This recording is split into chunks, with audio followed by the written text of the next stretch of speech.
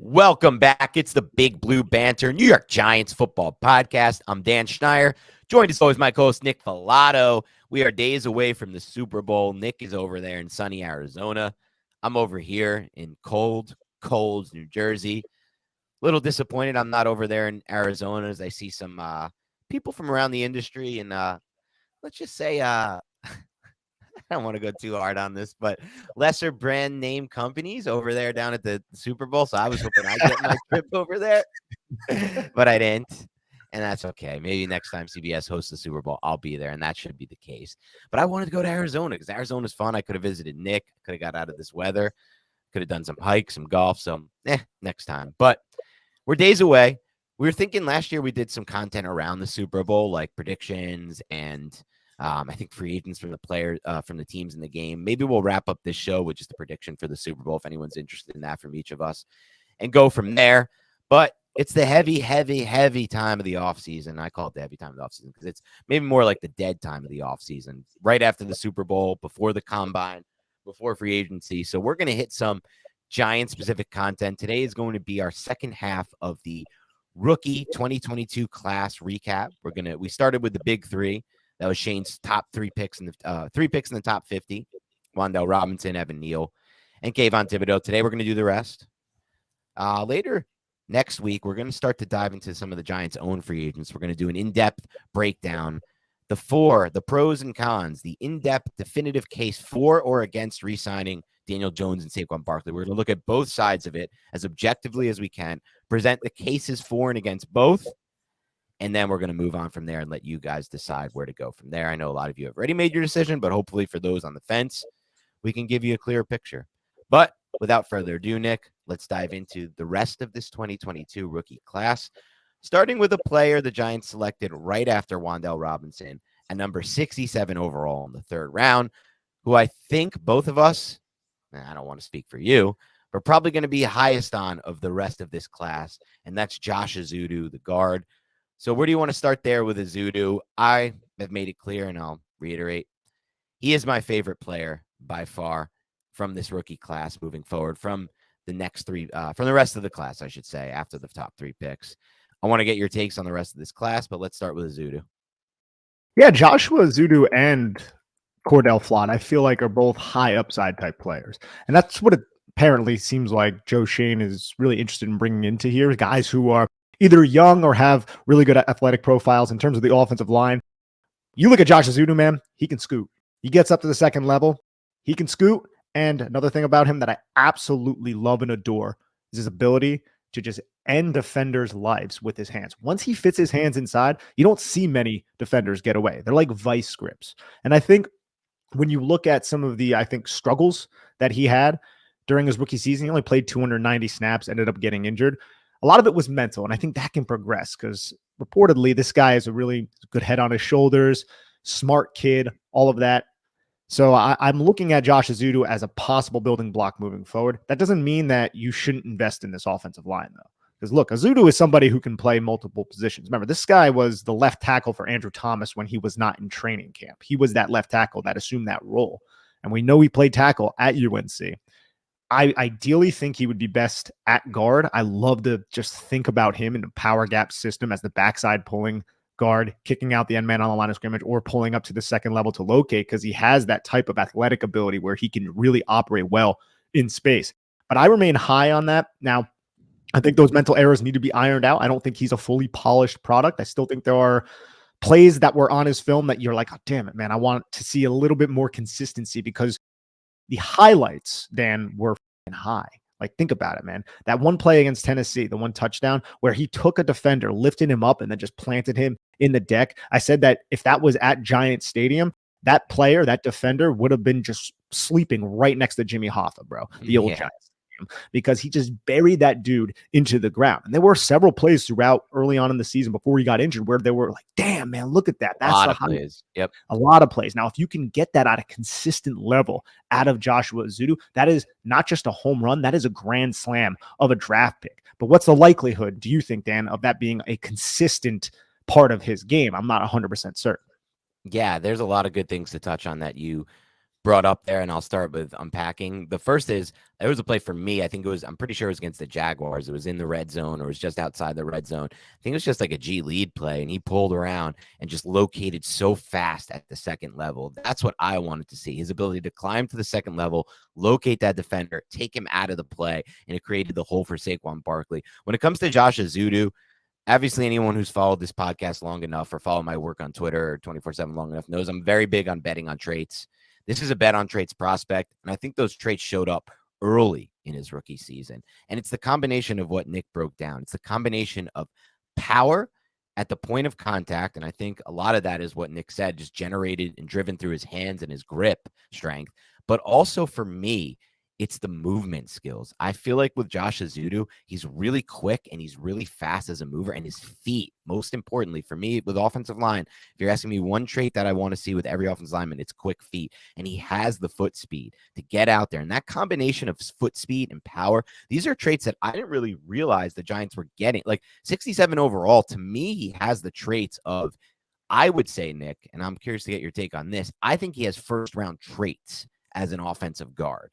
When you just think of his size, his build, and that combination of speed and power. What are your thoughts on that before I go any further? I don't think it's a bad take that he has first round traits, but again, it has to be a consistency thing, right? Because if you go back to that Seattle game, he had a lot of one-on-one type of situations where he was losing and he was just not, I feel like, balanced. And he's typically a really balanced player, but he struggled to frame those blocks. And I felt like his hands were a little wild. I feel like the punch timing, the punch consistency, all of those things, they can be ironed out a little bit with Joshua Ezeudu. But if you want to talk about, okay, the traits that he has when they are maximized, are they first round? I do not think that's a ridiculous take because he is so damn light on his feet and because his hands are so effective when they land. But how consistently do they land is kind of the question. Right. And that's why I think early on so far, and the traits, the traits don't really define what he is right now, because like you said, if he was a better technician as a pass blocker, like you said, if the timing was more consistent, he would have been a first round player. He's not that. He was a first round draft pick. He's not that. And those players who are selected there, the Zion Johnsons of the world, have like that really clean, consistent tape, and that's why they're there. But just based on the traits, I see somebody who could get to potentially an even higher level than those types of players, or at that same level, because of, like you said, his quick feet, his ability to move in space, and his power and his pop when he does time that thing right. And it's no surprise to me that he's already at this point a better run blocker than a pass blocker, because that will translate. When you have those types of traits, they will translate faster in the run game, in my opinion, than the pass game. But I can only think about and compare him to the other rookie that we saw starting on the offensive line for a lot of games this year, Evan Neal. And the weird thing about it, Nick, is like, from what I watched from both of those players, it almost feels like Neal has a longer way to go than Ezeudu, which is very odd. Yeah, there's more of a sample size for sure as well with Evan Neal because he played more snaps than Josh Ezeudu, but I think you might be right. Evan Neal does have kind of a long way to go. I think both of those players can improve going backwards. So essentially they can improve in pass protection because it's much easier to go forward and you're attacking. That's kind of the offensive mind mentality. You want to attack, you want to run through the soul of the defender. That's run blocking, right? Pass blocking, you're going backward. It's a little bit more passive. You're reacting to what the defender is doing. And I feel like both Ezeudu and Neal struggled doing that, especially Neal. It's a little bit harder playing tackle as well because you have to protect your outside shoulder. You open up too far, then they go inside. That's something Neal struggled with. It's something Andrew Thomas struggled with. I still hope and remain high on both players, but we're going to have to see the development specifically with Neal on the outside. Yeah. And on the Ezeudu front, it almost feels like to me, I thought the Giants got more out of the run game with Ezeudu than Neal this year, to be completely honest. I was a little disappointed in Neal in the run game this year. I just felt like we were going to get a little bit more. It's not that I felt like we were going to get a little bit more out of him because I didn't love his run blocking profile coming out of Bama, but I just feel like after seeing Ezeudu pick it up and be able to put on some reps on film where you're just like, holy crap reps, we didn't really get too many of those holy crap reps from Evan Neal in the run game. Not too many. There were a couple really good combo blocks with Mark Lewinsky. There was a couple down blocks where you could just see Evan Neal's power. And a down block means there's somebody who is going to be a defender aligned inside of Evan Neal. And all he does is he steps with his inside foot and he runs through that defender and he's blocking him down. Happens a lot on power gap concepts. So Saquon Barkley or the running back can run around his ass, right? So we saw those types of blocks, but those are easier I would say easier executed blocks than say a base Yes. block, which is more straight up, or a reach block where you're trying to get to the outside hip or the outside shoulder of a 5 technique or a 4 technique, whatever it be, right? Right. And those are the blocks that I feel like Evan Neal really struggled with, because Same. he would always overextend. His feet would never kind of come with his chest. His chest and his arms were always ahead of his feet, leaning, and then he would get put on the ground, which I think I agree with you, though, man. I wanted a little bit more. I don't think it was terrible for Evan Neal. I know this isn't about Evan Neal right now. I don't think it was terrible, the run blocking, but it was definitely not the positive that I thought it was going to be when we drafted him out of Alabama. And I think that's a great way to describe it. Like those down blocks, and these are tough. Like all the other blocks that you just described are tougher blocks too for a tackle, obviously. And it's not like we're not asking for it's not the easiest thing we're asking for. And even on the other side of the line where we have our best player, Andrew Thomas, let's be honest, like I love Andrew Thomas, but his best blocks in the run game are also the down blocks. Like this is probably the best block for most tackles, right? Like it's not easy to see it. You don't really see too many tackles into. I know Penny Sewell does it a lot for the Lions, but you don't see too many tackles like getting in space and like making plays on the perimeter and reaching. All these things they're not easy blocks to make. So it's not like I want to crush Evan Neal for something like that. But at the same time, it's a first round tackle at 7 overall. You want to see some of those splash plays, some of those like big time plays where you're like, all right, this is why he was taken at 7 overall, because he's the type of player, prospect who can do something like this. And at the same time, I honestly felt like the play I referenced earlier, that play against the Jaguars and several other plays, Ezeudu actually was doing things like that. He's coming around in space. He's moving with his body.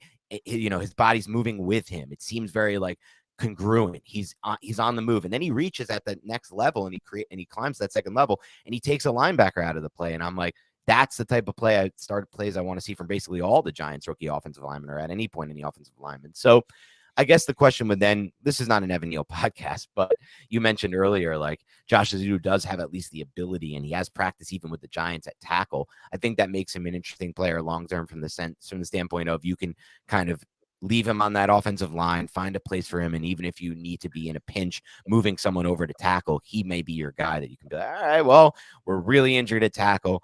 Even our swing tackles hurt. This is like a midseason thing, week 10, week 11. Let's throw Ezeudu out there. That gives him more ability as well, in my opinion. As far as Ezeudu goes, though, where do you stand on drafting over him in this class, in the sense that we both agree, you said it earlier, Nick, and so I want to make this clear to all the listeners.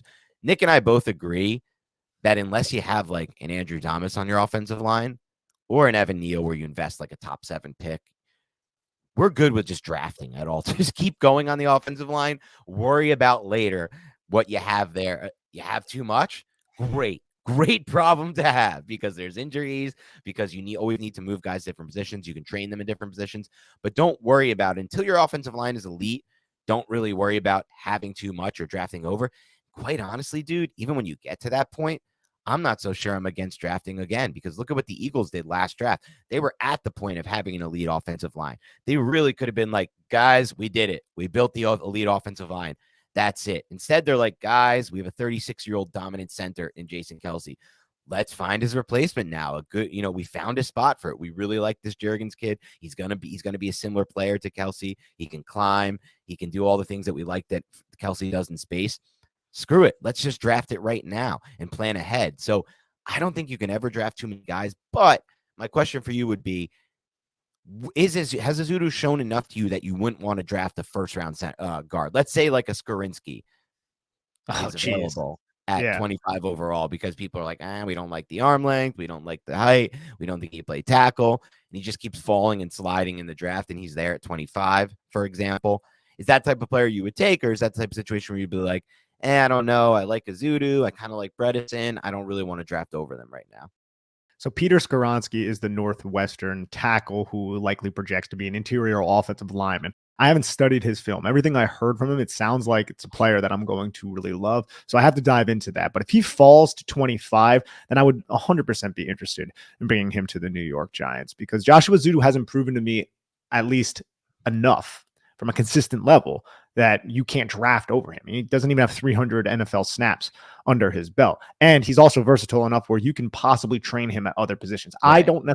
I didn't love his tackle tape at UNC. That doesn't mean he can't progress and become an NFL tackle. I don't think that's what he'll end up doing. In the NFL, I think he's more of an interior offensive lineman, but no would be the answer to your question, Dan. I think the Giants should draft over him and not just be like, hey, we selected a guy in the top 100 last year, a la what the Giants did with Matt Parrott. Let's give him a shot to win it. Bring the competition in. You have 5 offensive linemen. You need to field your best 5 out of the group that you have. As we know, Giants fans, it's better to have a lot of talented players in the offensive line room rather than going out and getting the Wes Martins of the world. I never want to be in that situation again. I completely agree. And I think this is one of the positions where it's not only fair and acceptable to draft over players, I think they almost like the way the offensive linemen are from a, I guess, personality standpoint, Nick, and like just that perspective. They're kind of okay with it. Like you do this to receivers and they ain't okay with it, right? You draft a first round receiver and then you draft over him next draft and that dude's not getting snaps. Now we're hearing about how he doesn't want to play for the team. He wants a trade, all this stuff, right? But an offensive line, I almost feel like they're like, all right, we got to compete. Like this is our, like this, we have to earn, like put it together, put on good film and practice, put on good tape, and we got to earn this spot, and that's okay. Also, like you said, I mean, the Giants aren't really in a position right now where drafting over isn't even like, okay, even if you penciled in Ezeudu and we saw enough on tape where like this dude is the deal, he's the real deal, we still got Glowinski over there at right guard. And like Bredesen's on the roster, and we like what we saw from Bredesen last year, but he was injured a lot of last year. And that was only like a 4 or 5 game sample size of good tape with the Giants so far. That's not nearly enough not to draft over him, of course. So from that standpoint, I'm definitely open to it. And like you said, we do have the recent example of this backfiring on the Giants. Obviously, the 2021 draft where everything I had heard from my guy who seemed to be pretty locked in because he said,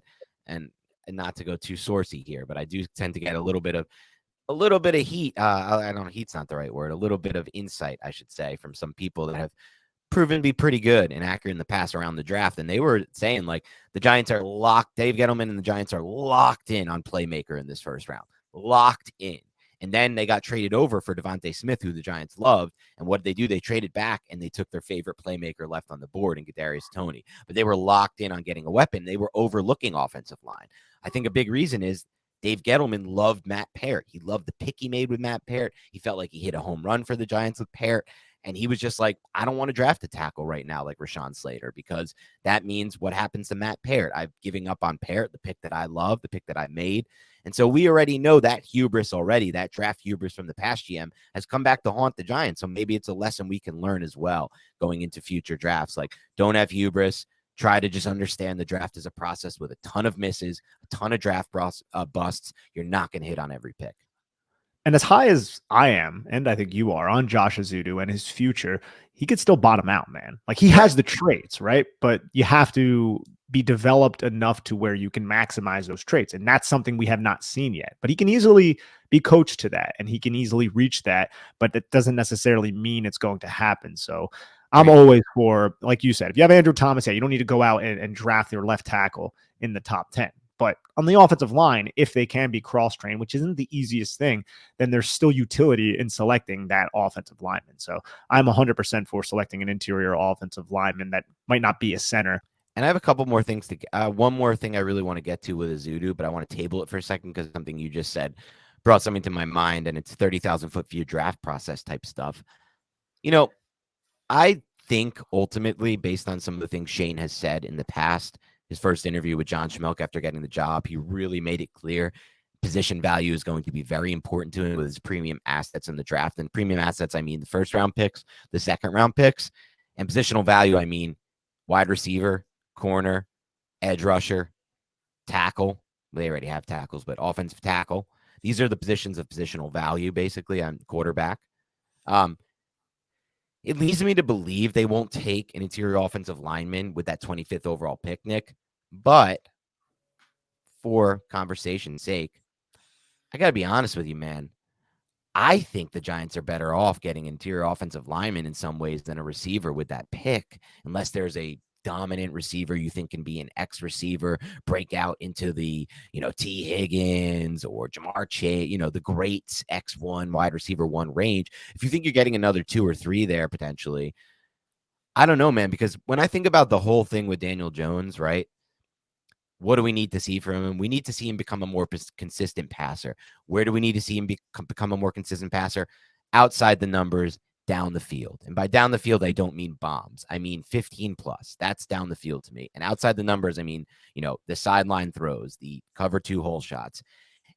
And to get there, for me, I know a lot of Giants fans are dug into. To get there, you just need to put Devontae Adams and Tyreek Hill on the field on both sides, and you'll get there. Those throws start to happen. To me, I think Daniel Jones has a better chance to get there if you build him an elite offensive line that he's just sitting behind and waiting behind and then feeling comfortable behind. I almost wonder if that's the clearer path to get Jones to start to become a more consistent thrower for the outside the numbers throws and for the down the field throws. And in that case, that's why I start to be like, I know you love positional value, Shane, and I know you've built an offensive line in later rounds with Buffalo, which, by the way, wasn't great last year, their offensive line in Buffalo. But at the same time, my dude, give him that elite O-line, and I think we're going to start to see a better passer faster. It will also help the rushing attack, Right. which will help the passing attack, which will Right. open up some more throwing windows. So proving the offensive line is got to be the imperative for the New York Giants. It's been the imperative, I feel like, for quite a while, for almost a decade. Yet we're still in this position where we're looking to invest high draft capital in the offensive line. And that's because the Giants have not done the best job in replacing whatever talent they had before. Right. And we'll see what ultimately he does when we get to the draft. I do, again, think he's going to lean heavy on positional value. I said a tweet the other day, Nick, that I stand behind. I think there's like a 90% chance, a 9 in 10 chance the Giants are going to draft a receiver or corner at 25. They're just looking at the board. There's so many potential prospects that could fall into that range that will be the highest player ranked at those two positions. And Shane loves positional value. Those are huge positional value positions, and the Giants need both, obviously, and they both improve your passing game immediately. But there is a case to be made. Like, I don't know, man, if you put a Pete Skoronski, and I don't think Skoronski's going to fall, but like, let's say we find another guy we really like the tape of on the interior offensive line. And I know you're drafting a guard at 25 potentially, but man, oh man, you improve this offensive line and maybe we see the best version of Jones rather than you improve the receivers and we see the best version of Jones. And I think there's pros and cons to each argument. Yeah. And I think for Jones specifically, Nick, he's more of an O-line than a receiver guy. I always felt, this is a long conversation. We don't even need to do this now, but it's a good one. It's interesting to talk about. I always felt throughout his entire career that Eli Manning was an offensive line quarterback, that the best way to get the most out of Eli Manning was to give him an elite O-line rather than give him elite receivers. The Giants went the other route with developing him. Jerry Reese was insanely receiver heavy in his drafts and not O-line heavy enough. And people say, I don't know, he did draft the O-line. Whenever anyone says that, I already did a study on this. They drafted some first-round offensive linemen and some premium offensive linemen under Reese. Not that many, but some. But they never drafted the third and fourth and fifth-round offensive linemen. They didn't draft enough offensive linemen. So what I'm talking about is not use a couple premium picks every now and then. On the flip side with the receiver, they were firing off receiver picks. Jernell Jernigan, Ruben Randall, Mario Manning, over and over, second, third, first round. Fire, fire, fire, fire. And I always felt like with Eli Manning, if you had just given him an elite O-line, he could have scanned that field and he could have found any freaking receiver, man. He made so many random tight ends look good at times throughout his career, right? He made some receivers look good at times throughout his career that weren't, in my opinion, that amazingly talented from just a pure athleticism standpoint. No offense to any of those receivers who he made look good at times in his career. And I honestly feel like Daniel Jones could very well be the same kind of quarterback where if you could just give him the elite O-line, we don't need to worry so much about, do we really have Isaiah Hodgins out there and Darius Slayton out there running these routes? I'm not so sure if we put that O-line there that all those guys will start to look better and the entire passing game will look better. But we'll see what happens there. Yeah, those are two totally different quarterbacks. So Daniel Jones can evade and manipulate the pocket and get the hell out of there, whereas Eli Manning needed an offensive line because if he couldn't do any of those things. Right. I also thought Eli Manning was much better at seeing the field post snap than Daniel Jones, which helps with an O-line because then you can find the open receiver. And actually, Eli Manning in a lot of ways had the ability to make all those throws, and at times he was too aggressive in making some of those hole shots and trying to fit the ball into those tight ones. The opposite of Daniel, he's like the opposite of Daniel Jones in that sense, right? Like Daniel Jones has been and part of this is coaching. Like, don't make those throws, don't make the interceptions. But this is a bigger conversation for another day. I wanted to get to one more thing with Ezeudu before we move on. Is there any part of you, because I think about this in my head, that thinks about his skill set, all the things we went over, right?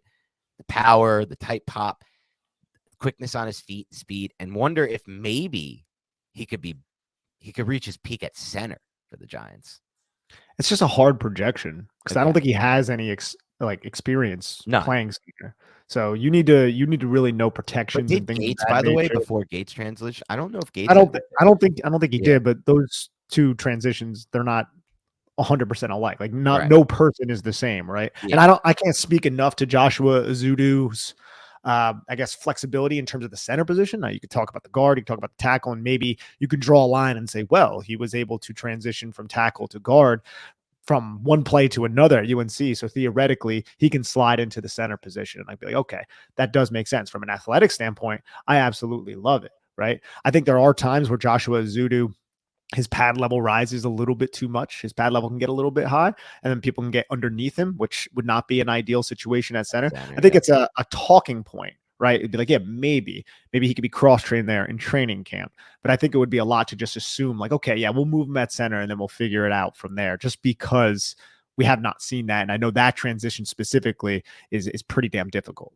Yeah, I think that's a good point too. I see that sometimes when I'm watching Feliciano versus Gates, where sometimes that happens with Gates getting his pad level too high versus Feliciano. One thing he does well that some people don't, that not everybody gives him credit for, it's not talked about a lot, is he's better with the pad level. And that's something with Ezeudu. He's a taller player. But I just think about the idea of like traits wise, there is some potential for like a wild upside with him in the middle of that offense. I'm still looking for something better at center. I like Nick Gates as a person, and I think his comeback story is amazing. And he's like a fine center to have at any point, like an average to slightly above average center. But throughout my time as a Giants fan and analyst, I'm just going to be waiting for the day where we can find like a Jason Kelsey type to put at center or Creed Humphrey. And so it's one thing to think about when you consider like, can the Giants draft in another interior offensive lineman high? Well, yeah, you can, because you can really move and match these guys all over the interior offensive line. Let's just try to get more talent there and find 3 really good players to at some point be on the interior. I think right now, as I look at the roster, the Giants have a chance of one really good player on the interior offensive line. As we look at it just now, one pretty good player on the interior offensive line, and then nothing else. Those guys are Ezeudu, I think, has a chance to be a really good interior offensive lineman in the NFL.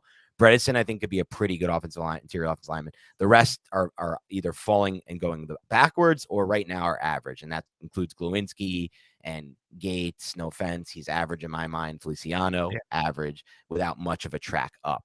And I think the other Bredesen track a little bit up, and then Ezeudu a higher track. I'm looking one day. I would hope we can get 3 on that high track. We'll see what happens. Getting 3 on that high track would be absolutely ideal. But again, like, just because he's on the high track doesn't mean he's going to get there, right? Ezeudu could easily, that's just an upside thing. The floor is certainly much lower, even than Gates and Feliciano, I think. Yeah, absolutely. So one more thing before we transition to Cordell Flott. Let's just look at some of the draft picks after the Giants selected Joshua Ezeudu at 67. And the name that really jumps out to me is at 72 to the Seattle Seahawks, Abraham Lucas, the Washington State offensive tackle, because this is somebody who just slid in and started at tackle, right side of the line of scrimmage, and was pretty damn good. They had 2 rookie tackles up there in Seattle with him and then Charles Cross. So that's probably the first name that I really look at. Then there are other like high profile names like Desmond Ridder, the Atlanta Falcons at 74. You had Chad Muma, 70 to the Jacksonville Jags, and then Tennessee Titans, Nicholas Petit-Frere. He was the offensive tackle out of Ohio State. So just some other names that I kind of wanted to bring up. Yeah, we should look at all the players who were selected at or around or after Josh Ezeudu. We talked last podcast about Luke Fortner was selected 2 picks before Ezeudu. I think both Nick and I would, no, we like Ezeudu, but we would both prefer Fortner right now on the team, and that would be great to have at center. But Lucas is an interesting one because I actually was doing some research for a fantasy pod I did yesterday on Kenneth Walker, and I was looking into Lucas's rookie season. And the biggest takeaways I have from like the people who cover the Seahawks and the film stuff over like the PFF stuff, because I trust that more, is he was very good in pass protection, but he wasn't so great as a run blocker this year, Abraham Lucas. So that's interesting. And obviously with Evan Neal already on the roster, I'm not so sure there's really a role for him unless you were to move Neal to the inside to guard, which I know some Giants fans think is a move. I still think would be a bad move for the Giants 100% for obvious reasons. But like, I also just don't think, I think he has a better chance to be a tackle than a guard in general based on his skill set. So Lucas is an interesting one. If they had made that pick, I wonder where they could have gone. Bernard Raymond actually played a little bit at the end of the year for the Colts once they got injuries. I'm not sure how he played, but I was a huge fan of his coming out.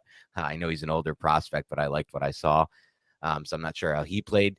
Christian Harris was one that we were considering in the pre-draft process. I'm not sure how he played with the Texans, but he comes to mind. The Kobe Dean, did we see much out of Dean? I'm not 100% certain. I know he doesn't start for them because they have Yeah, TJ Edwards and Kaiser right. White. They I don't think mostly we saw operate much. nickel. No, but he's also a rookie who had a lot of injury issues, who's undersized, fun player, but we have to see how he translates. I mean, he could have a really good career, but I didn't expect it to happen during his rookie season. And in terms of Lucas, that was more just theorizing what if the Giants went in another direction at 7, which Oh, yeah. obviously Joe Schoen could have never have known that Abraham Lucas was going to be Right. available at If he even 67, liked Lucas. Yeah. if he even liked him. Exactly. But I just think that's always a fun exercise. Yeah, I agree. A couple others that come to mind, or one other, because then we're closer to the Cordell Flot range. One other that comes to mind for me is a player we both really liked in the pre-draft process.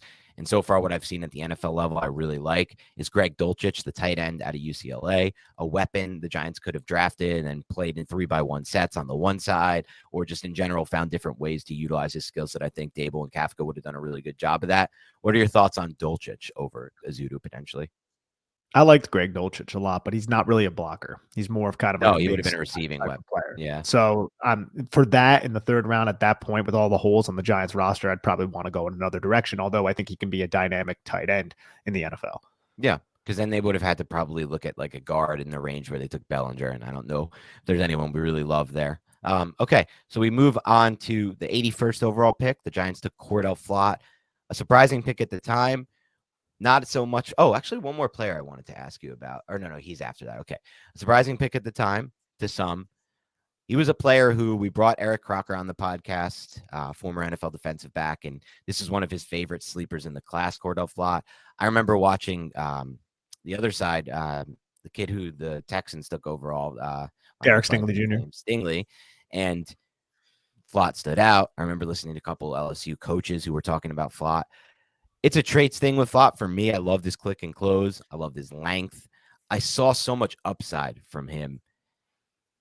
What are your thoughts on Flott now after year one? Didn't play all that much, but had some snaps for the Giants this year, some key snaps. I think it's important to remember that Cordell Flott was injured early in this season. Like True. he didn't see the field until week 2. He didn't play at all in week 1, but he was dinged up a lot throughout the season. Spent some time, I think it was on IR because I don't think he dressed from week 4 till week 11, according to Pro Football Focus.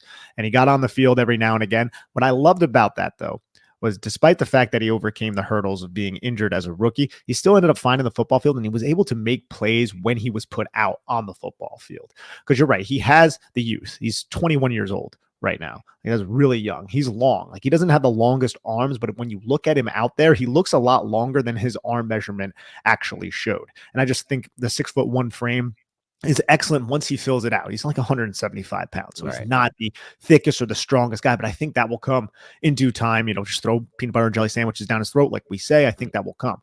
But I love how he rose to the occasion several times. You think about the 3rd and 8 in the wild card game where he undercut AJ Osborne and then just broke up that pass, just fought through the catch point. The competitive nature of a player like Cordell Flott is, I think, the most endearing trait about him. And the fact that he has all of the requisite athletic skills to play man coverage as a cornerback, man. He has the quick feet. He really has a lot of acceleration, a lot of speed. I feel like he's fluid, oily type of hips. He can open, he can close. I feel like he is controlled. He's not really running wildly. I feel like he plays low as well. So even though he is a little bit of a taller cornerback, he doesn't play like upright and lose balance when he is in his back pedal or anything like that. So I really liked what I've seen. And you brought the click and close. I think that's an excellent kind of marker to the burst and the explosiveness that he has as well. So I enjoy Cordell Flott. I think the upside is certainly there. I don't think it's necessarily something that we've seen yet consistently, obviously, just because he didn't really have that opportunity all that much. But I think he can be a man coverage player, and I think Wink Martindale's going to like to employ his skill set next year, and he could possibly be a starter.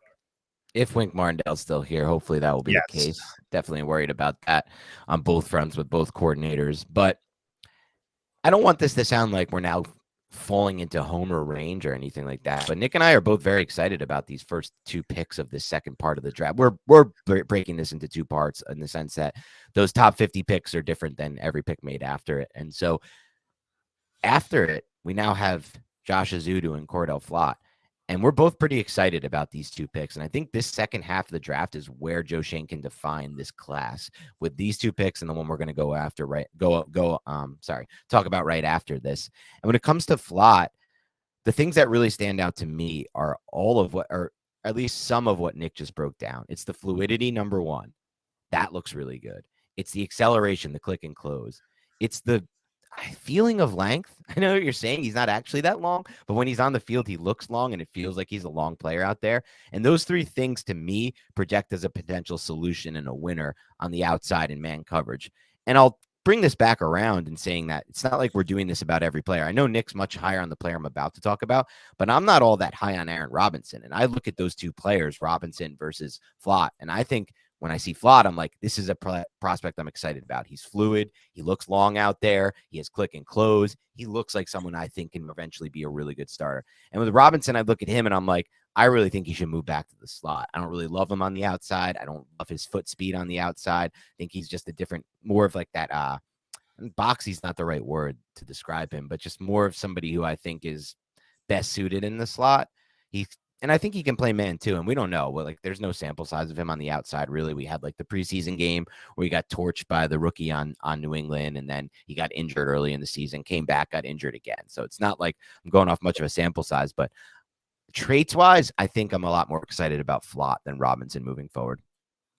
I would agree with that. Now, I think Aaron Robinson is fine, though. It's just the fact that he got injured this year, that's going to really hamper his development. The fact that he's been moved around several different times since he was drafted also kind of stifles his development as well. But I think he's fine in terms of his athletic ability and his ability to play man coverage. But in terms of Cordell Flott, one play really sticks out to me as well. And it was a play that unfortunately he didn't secure the interception, but it was the Minnesota game, the first one, where I believe it was a first down and the Giants were in a quarters coverage and the Minnesota Vikings, I believe, ran a dagger concept. Cordell Flott was the boundary cornerback and he read the dagger part. So he read the deep dig route and he undercut it because he had, I think, help over the top as well. So I don't have the play in front of me, but what I remember is him kind of just in his back pedal, anticipating the break. And then once the break happened, he instantaneously undercut it. And Cousins at that point was already releasing the football, throwing with anticipation. And Flott undercut it and came away with what would have been an interception. He just didn't secure the pick. But there was an anticipation to the way he undercut that play that made me think, wow, he's really putting things together. He's understanding how to read route concepts and then react. And when you have that type of click and close ability that you discussed, and when you have that type of explosiveness and all the athletic traits, that's the way you come away with interceptions. And that's not necessarily something Cordell Flott did all that much in college. He wasn't somebody who was glued to the football, but if he can develop the mental side of that, remember this kid was 20 years old when he was selected. If he can develop the mental side of it, then we're really talking about a player who can be dangerous on the defense. And again, we're talking high, right? We're talking this is the potential that he can be. We're not necessarily saying he's there yet, but when you start seeing signs of this, it's difficult to not get excited.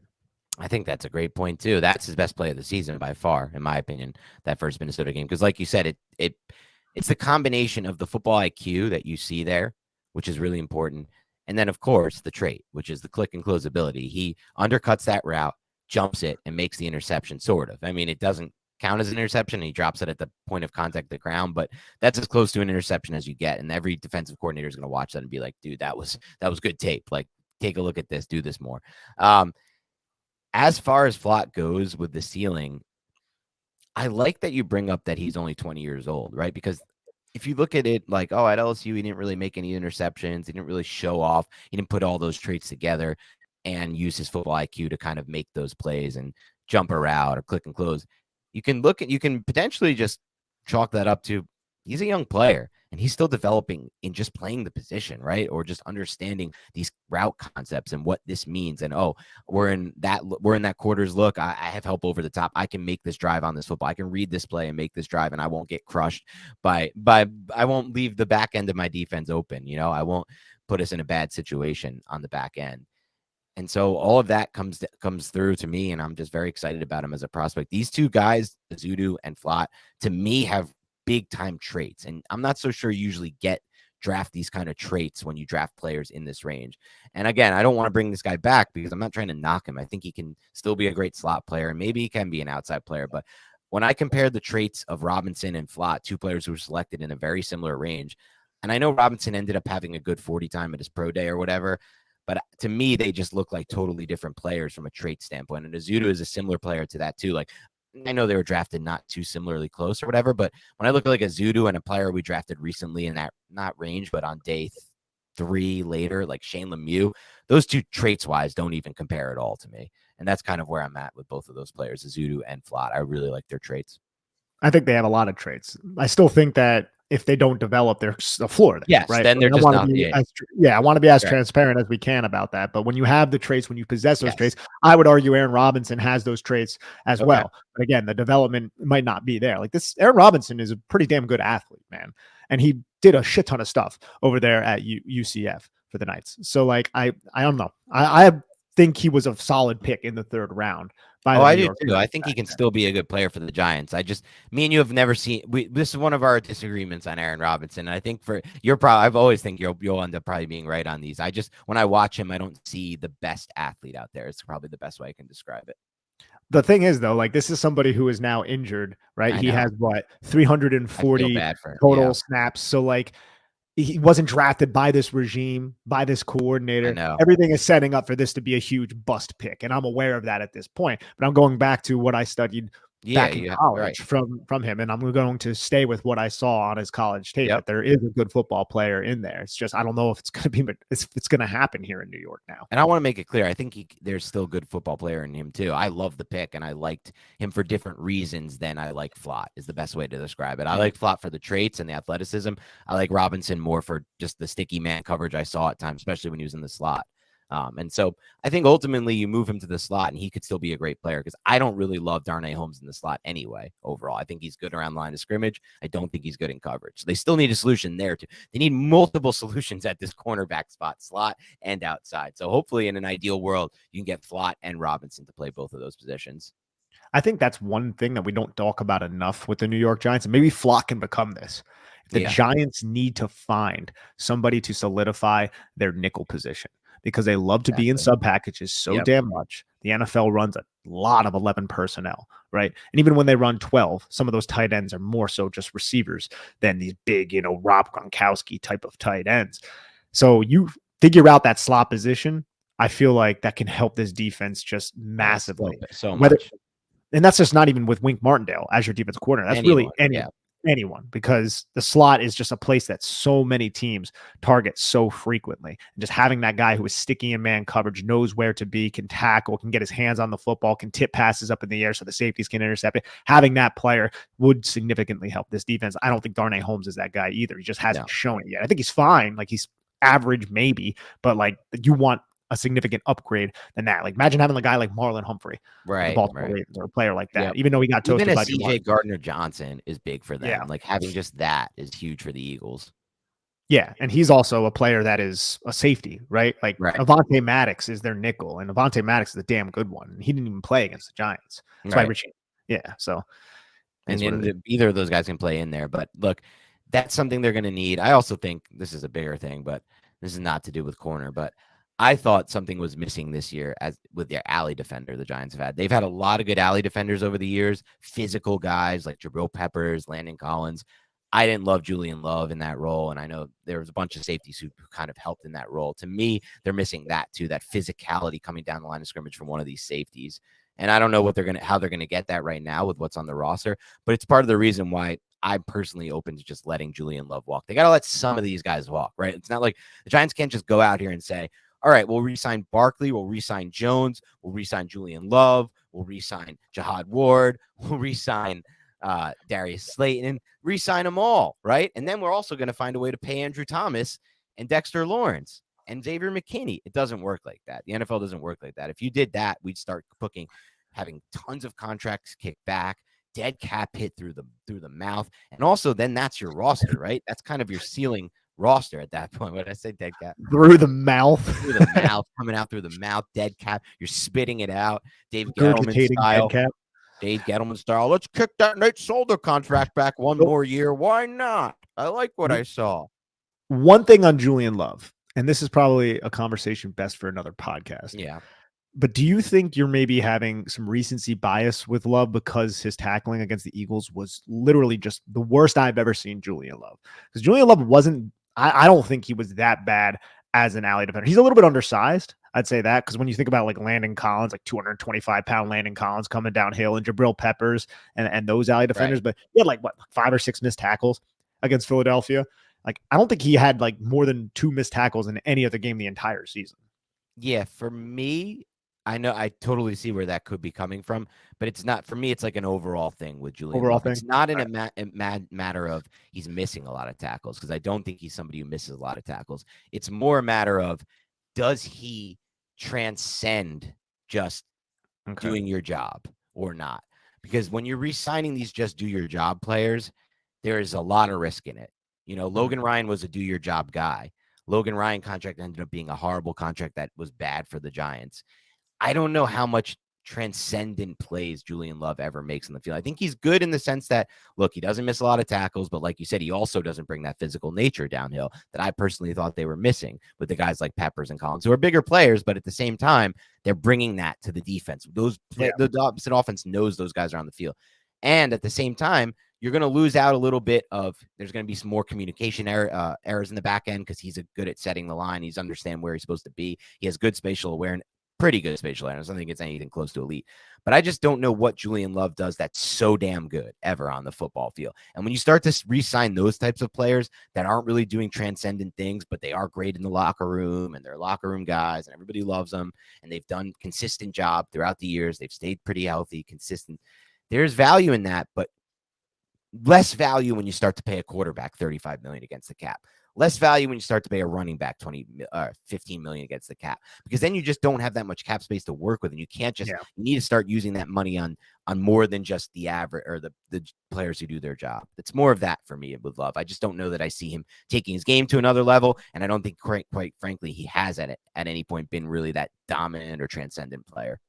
Yeah, I think that's a fair take. I don't think he's a transcendent player. I think there's so much value in these defensive backs and these safeties, specifically in the modern NFL, where you're running much pattern match, so much quarters, so much palms and things like that.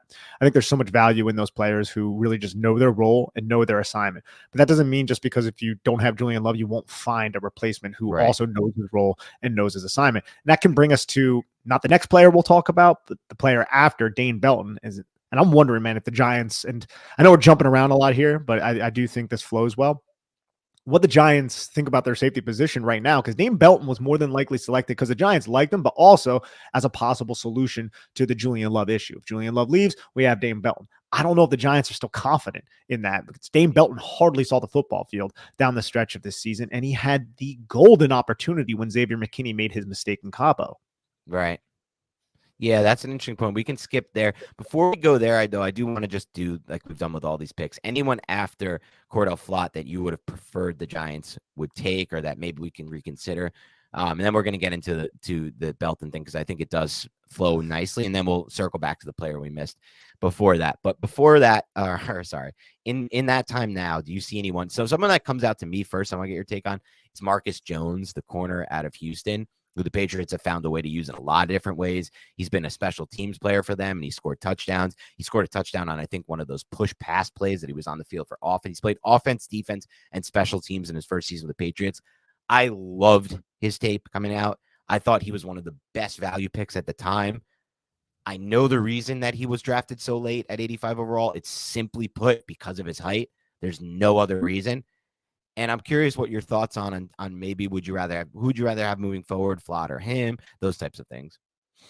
That's an interesting one. I haven't studied his film since college, which was last year, and I liked him coming out, and I loved the dynamic playmaking ability. I didn't think the Giants were going to take him because of that height. Like, I think that height is a huge issue, but I love how the Patriots have utilized this, because I think I'm okay with the Cordell Flott as of right now, at least, because I think that's what the Giants coaching staff right now is certainly looking for. One player, though, that did also kind of come out to me, and I know he did not have that great of a season, but I'm wondering if he was with the Giants.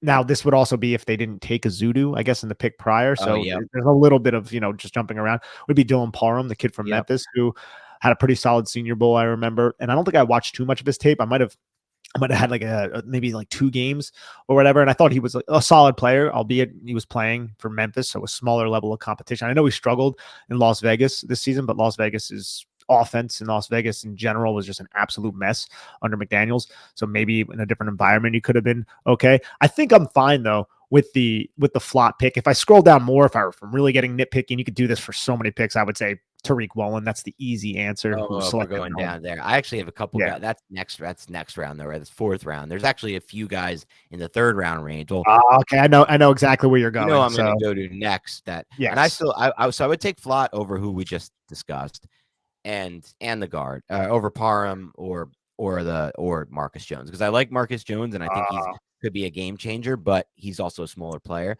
And I know you were high on Sean Ryan, by the way, who the Packers took as just another type of interior guy we could have considered I there. think he got injured this year, if I'm not He mistaken. did get injured.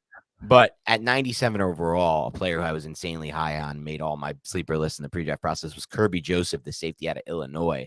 That I think would have been a very, or you're thinking about another player who I see on the list, but I know who you're thinking I'm talking about. But Kirby Joseph, the safety out of Illinois, had a really, really good first year with the Lions, was basically exactly what you thought he would be. And it actually translated versus, the kid from UCLA or from Cal, it never translated with. I know he got injured a bunch and he was kind of just smaller in the first place. Who was that safety I liked out of Cal a couple years ago that went to the Jets? Ashton Davis. You're both so much better with this recall than I am. But Ashton Davis, but Kirby Joseph, similar type of prospect to me, but better. And in the sense that he plays the deep half in that ball hawk safety position. He had a phenomenal year with the Lions. I think he intercepted Aaron Rodgers 3 times in one game. It was either 2 or 3 times. We just discussed this. Yeah, twice in a game. Still amazing. That would be interesting, right? Kirby Joseph on this defense. That allows Xavier McKinney to match up against the slots more often. That allows Xavier McKinney to go inside the box more often. And then you have Kirby Joseph kind of patrolling the deep half in those single high safety looks that we know Wink Martindale likes to run with a lot of cover one. That would be the interesting one. And I think if I could do it over, I would take Kirby Joseph over Cordell Flott. Now, the other name, though, and I know Kirby Joseph was the first one you were going to go to. Okay, and I think I'm right there with you. I think I would take Kirby Joseph over both Ezeudu and Flott. Yes, me too. Leo Chenal. Now, I find him to be very interesting, right? Because he was picked, I believe it was a 103rd overall at the back end of the third round. Wisconsin Badger. He was known for Jim Leonard's incredible blitzing type of packages, similar to Wink Martindale. So the transition, you can easily link it, right? But do you think the Giants should have went in that direction for a non-traditional linebacker? I don't know if it's fair to call him that, and you can correct me if I'm wrong, but he's much more known for his ability in the box to blitz and do things of that nature, right? So maybe better on first and second down and then a blitzer on third down, whereas dropping into coverage, a little bit stiff, not necessarily his thing, moving backwards, if I remember correctly. But drafting that type of linebacker at that point, or a cornerback, which this team needed, or an offensive guard, which you also know this team needed, I feel like that conversation is one that could be a little bit fun. What do you think about Leo Chenal now that we're a year removed from the draft? Yeah, I mean, look, I completely agree with you. The interesting thing about, so long term, I think you want the corner more, I guess. Like long term, there's still traits with both those players, Ezeudu and Flott, that I understand why the Giants are making those types of picks. Like Shane, like, look, he's looking at it like both Ezeudu and Flott are young players.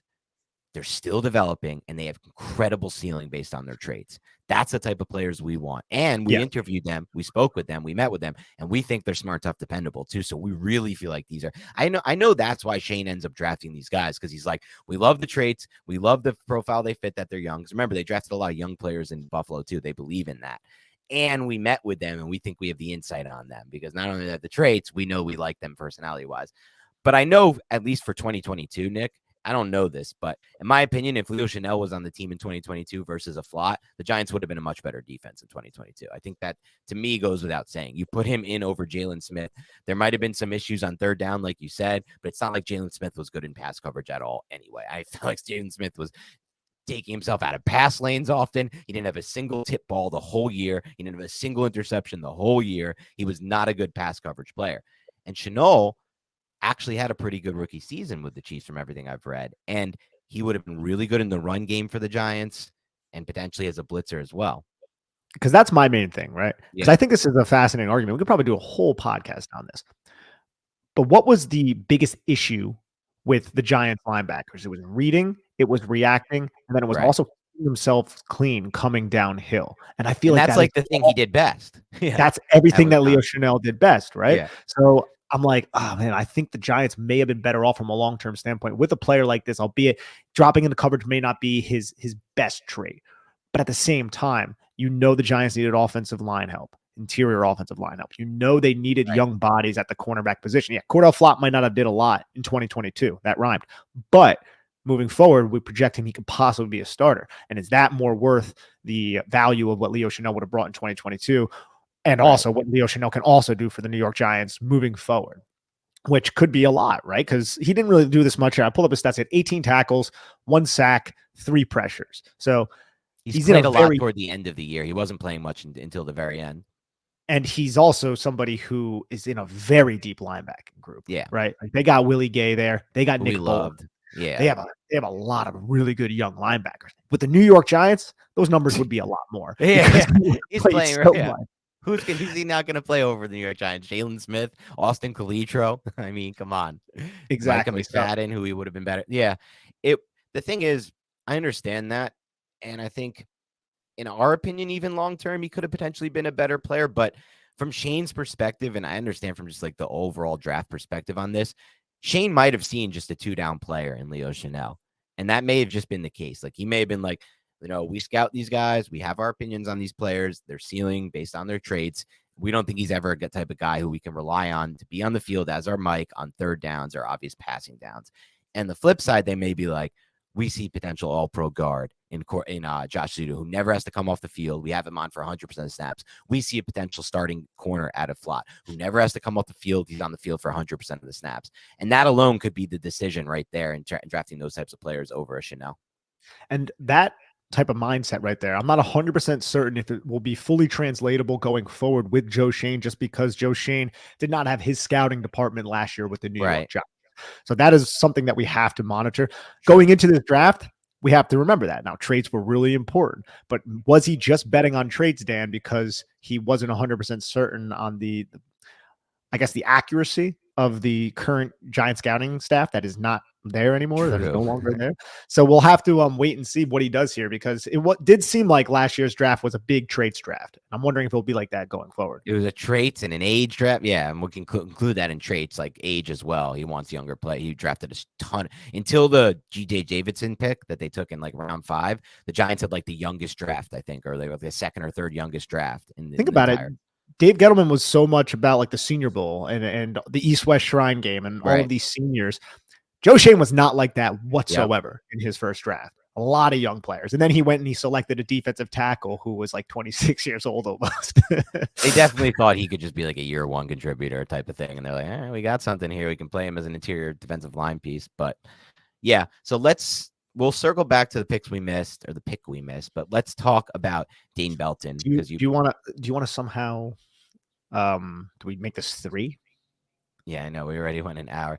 Thing is, because like with these, it's like we have had a lot of great talk in here, but it's not even also focused on like the picks. It's like we've had a lot of these like bigger draft discussions, like the one we just had, which are better than just talking about the picks anyway. So we could move this to a 3rd one and then just I say we leave a teaser. Frame this differently. Like not just frame it like, oh, here are the picks. Like we're talking about this. Talk about like, like I'll frame it like we're talking bigger discussion type things on the draft.